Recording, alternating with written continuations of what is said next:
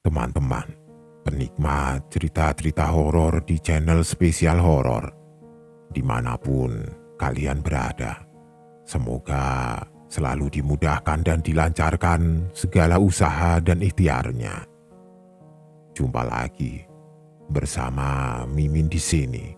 Kali ini Mimin akan membawakan sebuah cerita horor dari akun Twitter @bristory yang berjudul Hantu Obor-obor di Lampung. Buat kalian yang sudah penasaran, langsung saja selamat menyimak kalau kalian berani. Kali ini aku akan bercerita salah satu pengalaman seram bersama kakek tercinta. Kenapa aku bilang salah satu? Ya, karena ada beberapa pengalaman horor yang pernah kami alami berdua. Nanti aku ceritakan satu persatu. Kali ini cerita tentang obor-obor di desa kakek.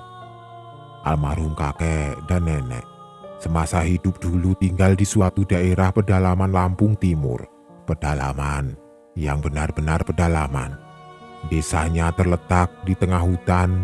Kalau mau ke tempat itu harus melalui perkebunan sawit, kapas, karet, rawa-rawa hutan jati, macam-macam. Menurut ayahku, jaraknya kira-kira 40 km dari jalan utama, yaitu jalan lintas Sumatera. Kenapa bisa terdampar di sana? Karena dulunya mereka ikut program transmigrasi. Waktu kakek dan nenek masih hidup, setiap lebaran aku sekeluarga pasti mudik. Seru perjalanannya.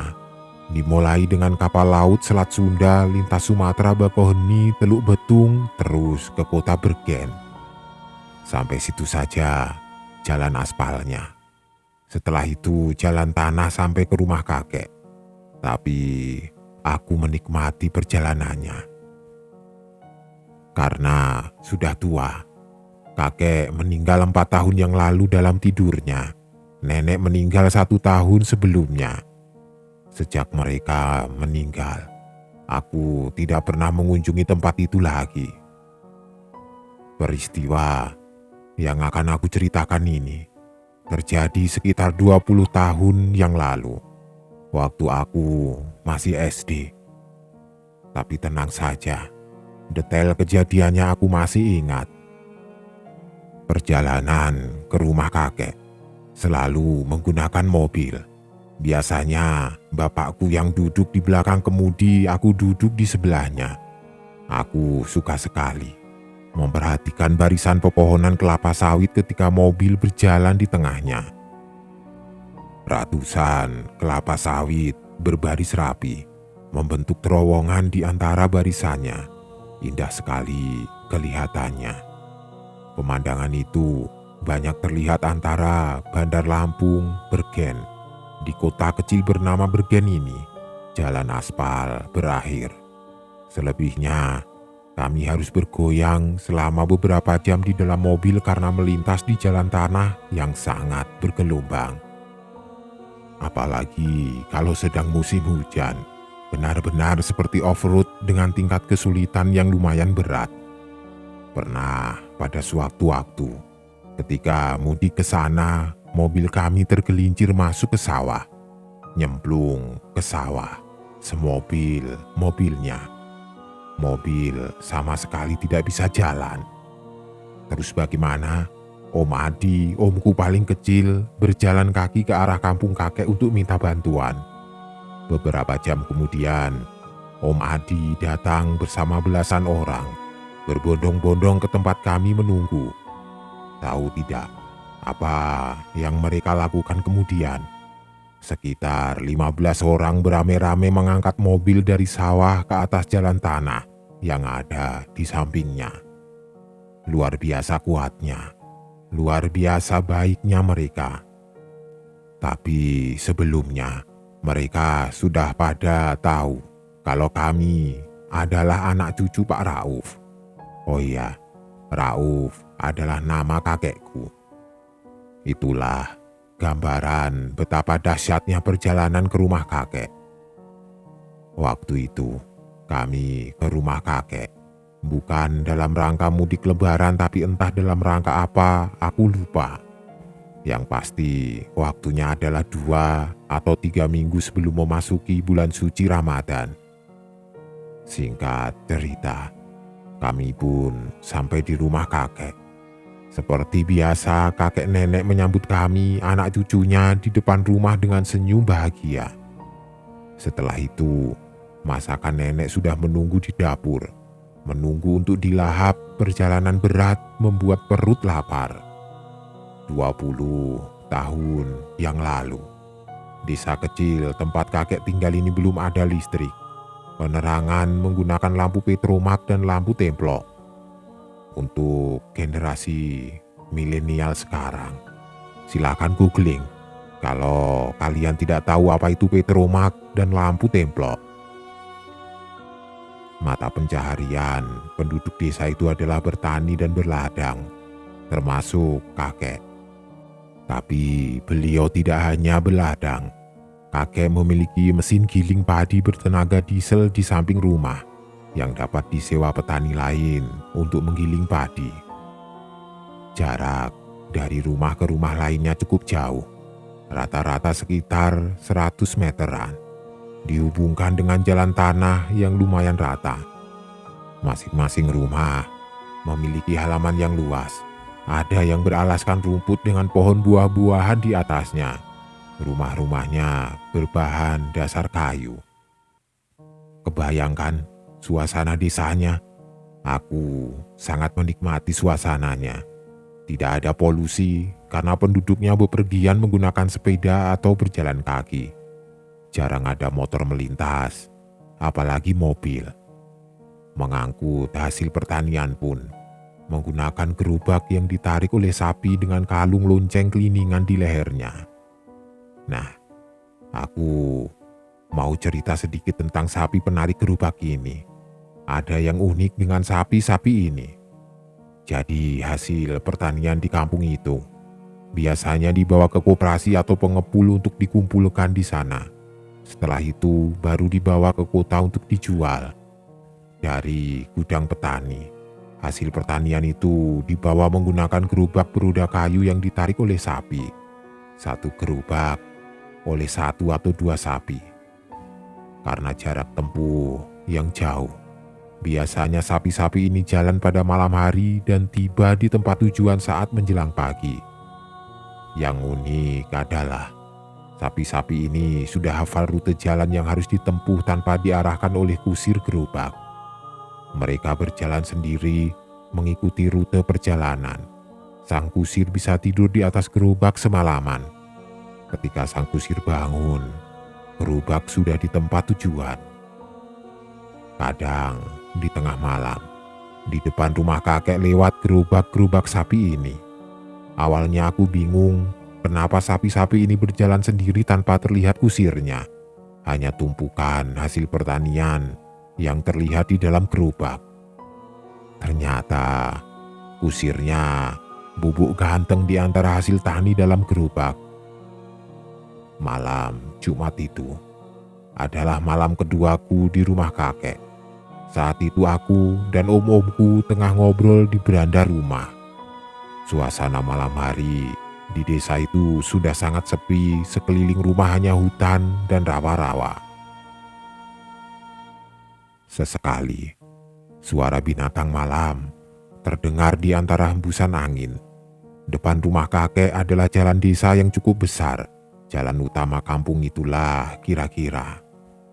Di seberang jalan adalah hutan yang rindang, agak seram kalau dilihat malam hari. Obrolan kami berhenti sebentar ketika kakek muncul dari dalam rumah. "Bri, antar kakek ke rumah kakek Hamid yuk," ujar kakek. Kakek Hamid adalah adik kandung kakek. Aku biasa panggil dia kakek kedua. Beliau orangnya lebih aktif, sering mengajakku mancing ke tempat yang jauh, mengajakku ke tempat-tempat seru. Kakek kedua juga sudah almarhum sekarang. Aku mengangguk menjawab ajakan kakek, karena aku juga belum sempat mampir ke rumah kakek kedua. Jam 9 malam, kami pun beranjak pergi. Membawa obor, kami berdua menyusuri gelapnya malam di jalan desa terpencil itu. Berjalan kaki, memakan waktu hampir 1 jam untuk sampai tujuan. Kanan kiri jalan yang dilewati adalah hutan dan perkebunan, hanya sesekali kami melewati rumah penduduk. Kalau masih terlihat ada orang di depan rumah, kakek akan bertegur sapa. Kakek kenal dengan semua penghuni rumah-rumah di desa itu. Sepanjang jalan, kami berbincang seru. Kakek memang hobi bercerita, makanya aku tidak terlalu takut jalan malam-malam di tengah hutan begitu. Karena di sebelahku ada kakek yang tidak kelihatan takut sedikit pun, biasa saja tampangnya. Ya memang, sudah biasa jalan kaki malam-malam. Langkahku melambat ketika tiba-tiba kakek mengajakku untuk mengucap salam. Ternyata di sebelah kiri jalan yang kami lewati adalah pemakaman umum yang cukup besar. Terlihat suram dan gelap. Juga ditumbuhi oleh pohon-pohon besar dengan gapura lusuh di pintu gerbangnya. Merinding aku melewatinya. Padahal kalau jalan sendirian atau dengan orang selain kakek, mungkin aku akan lari supaya cepat sampai tujuan. Sepanjang perjalanan yang terdengar hanya suara obrolan kami dan gesekan sandal di jalan tanah, diiringi suara-suara binatang hutan. Malam itu tidak ada bulan, jadi benar-benar gelap. Sekitar jam 10 malam, akhirnya kami sampai juga di tujuan. Senyum sumringah kakek kedua ditambah tawanya menyambut kami dengan gembira. "Nah, cucu kesayangan kakek akhirnya datang juga malam-malam," kata beliau. Aku mematikan obor dan langsung masuk ke dalam rumah kayu itu. Kami ngobrol bertiga di dalam. Kadang ditambah dengan nenek kedua yang sesekali ikut berbincang. Seru melihat obrolan dua kakak beradik ini. Beberapa saat kemudian, aku memisahkan diri ke belakang karena aku perhatikan ada pembicaraan penting di antara mereka berdua. Aku duduk di dapur berbincang dengan nenek kedua. Sekitar jam 12 malam, kakek mengajak pulang. Aku senang karena aku memang sudah agak mengantuk. Setelah berpamitan, kami menyalakan obor dan langsung berjalan pulang. Saat pulang, kami melewati jalan sama seperti berangkat tadi. Hanya kali ini udara mulai terasa lebih dingin. Entah kenapa, suasananya juga lebih hening. Untungnya kakek masih semangat mengajakku ngobrol. Saat berangkat tadi, suara binatang-binatang hutan masih ramai. Perjalanan pulang malahan lebih sepi. Merasakan hal yang tidak enak, aku menggandeng tangan kakek untuk menenangkan. Kakek melihat gelagatku dan tersenyum. "Tidak usah takut, Bri. Ada kakek. Tenang saja." Aku jadi sedikit tenang. Di tengah-tengah perjalanan, dari kejauhan terdengar lolongan anjing hutan melolong panjang. Semakin erat, tanganku menggenggam tangan kakek, semakin merapatkan diri ke badan kakek. Aku takut. Lolongan anjing tidak hanya sekali, tapi beberapa kali memecah kesunyian malam itu. Bukan rahasia lagi. Aku yang waktu itu masih kecil pun tahu, kalau ada lolongan panjang anjing biasanya ada aktivitas makhluk-makhluk tidak kasat mata di sekitarnya. Kemudian, tiba-tiba lolongan anjing berhenti. Berhenti total, suasana menjadi hening dan sepi. Hanya suara langkah kaki kami saja yang terdengar. Suasana menjadi sunyi, lolongan anjing pun menghilang. Langkah kaki kakek melambat. Aku tidak tahu kenapa. Tiba-tiba Terdengar suara keliningan dari arah belakang. Ternyata suara itu berasal dari lonceng kecil yang ada di leher sapi penarik gerobak. Kemudian tiba-tiba lolongan anjing berhenti. Berhenti total, suasana menjadi hening dan sepi. Hanya suara langkah kaki kami saja yang terdengar. Suasana menjadi sunyi. Lolongan anjing pun menghilang. Langkah kaki kakek melambat. Aku tidak tahu kenapa. Tiba-tiba terdengar suara keliningan dari arah belakang. Ternyata suara itu berasal dari lonceng kecil yang ada di leher sapi penarik gerobak yang aku cerita di awal tadi. Dari kejauhan, gerobak sapi itu berjalan pelan ke arah kami. Aku dan kakek menatap heran ke arah gerobak itu. Lama-kelamaan gerobak sapi semakin mendekat. Dan akhirnya lewat juga di samping kami bertiga. Kakek menghentikan gerobak sapi itu dengan memegang leher sapinya. Aku melihat ke arah gerobak yang harusnya berisi kusir dan hasil pertanian. Ternyata isinya kosong. Kek, kita naik gerobak ini saja yuk, biar cepat sampai ke rumah, ajakku kepada kakek. Jangan, gerobak ini sudah ada yang mau menaiki nanti di depan, kata kakek seraya menepuk punggung sapi agar lantas meneruskan perjalanan. Aku tidak mengerti apa maksud omongan kakek. Aku bingung, siapa yang mau narik gerobak sapi malam-malam begini selain kami? Sepanjang mata memandang ke depanku, aku tidak melihat siapa-siapa. Hanya ada kami berdua di tengah sunyinya malam itu. Tapi aku akan dapat jawabannya beberapa menit ke depan.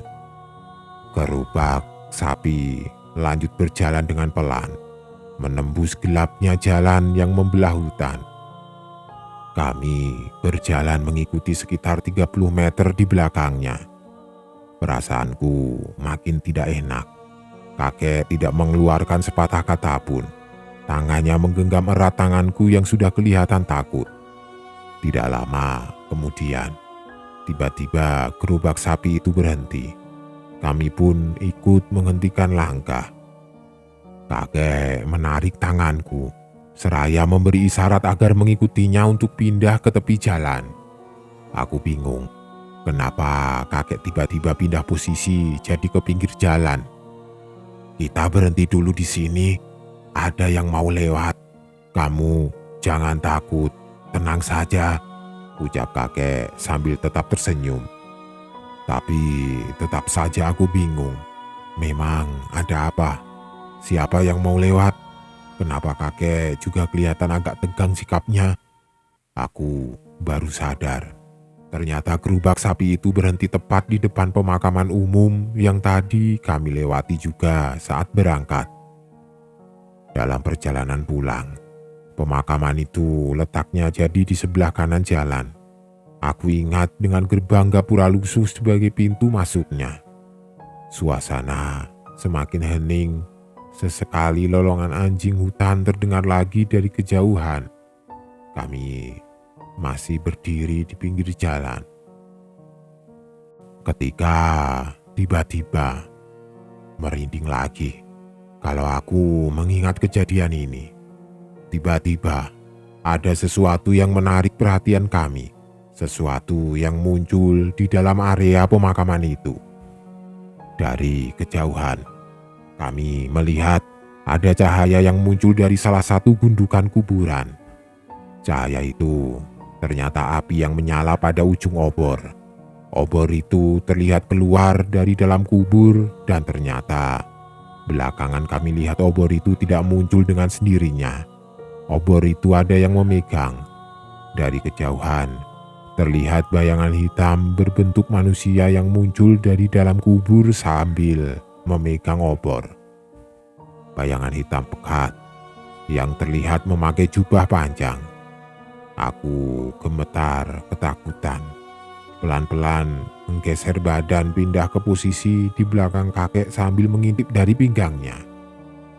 Bayangan hitam Yang membawa obor itu kemudian berjalan pelan menuju ke arah luar pemakaman, berjalan menuju gerbang. Tidak lama dari itu, dari gundukan kuburan yang lain muncul juga obor. Sama seperti yang pertama, ada bayangan hitam juga yang keluar membawa obor dari dalam kubur. Berikutnya, muncul lagi dari kuburan yang lainnya, dan muncul lagi. Aku hitung, ada 5 bayangan hitam yang keluar dari dalam kubur dengan memegang obor, dan semuanya berjalan menuju gerbang pemakaman. Aku semakin panik ketakutan melihatnya, pengen nangis rasanya. Tanganku menggenggam tangan kakek kuat sekali. "Jangan takut, Bri, tenang saja. Itu makhluk Allah juga, tidak akan berbuat jahat." "Allahu Akbar," ujar kakek menenangkan. Tapi tetap saja aku ketakutan. Jarak kami ke area pemakaman sekitar 300 meter cukup untuk melihat peristiwa itu dengan jelas.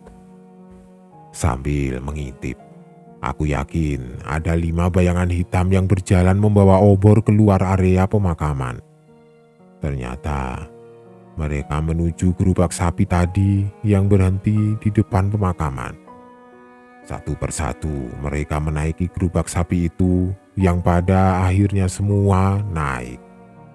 Kemudian gerobak itu mulai berjalan pelan. Belum selesai, ketika masih terkesima melihat peristiwa itu, ada sesuatu lagi yang menarik perhatian kami. Ternyata ada barisan obor berjalan dari arah kanan kami, dari arah kampung di mana rumah kakek kedua berada. Barisan itu berjumlah sekitar 10 obor, masing-masing dipegang oleh satu bayangan hitam yang berbentuk manusia berjubah. Berjalan pelan ke arah kampung kakek, jalur kami pulang. Aku semakin ketakutan. Aku tidak berani melihat ketika barisan bayangan hitam itu semakin mendekat dan terus mendekat, yang akhirnya melintas juga tepat di hadapan.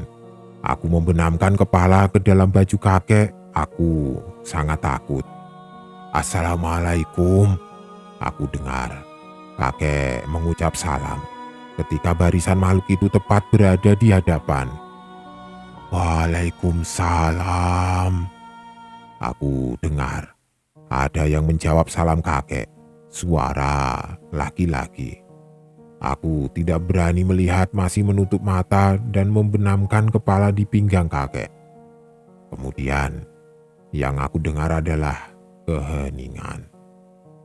Beberapa saat kemudian, kakek mengajakku melanjutkan perjalanan. Sebelum jalan kakek bilang, "Kamu tidak usah takut, kita akan berjalan di belakang mereka. Mereka tidak jahat, mereka cuma ingin pulang." "Pulang? Pulang kemana?" Kami berjalan di belakang barisan bayangan hitam yang membawa obor itu. Berjarak sekitar 50 meter di belakang mereka.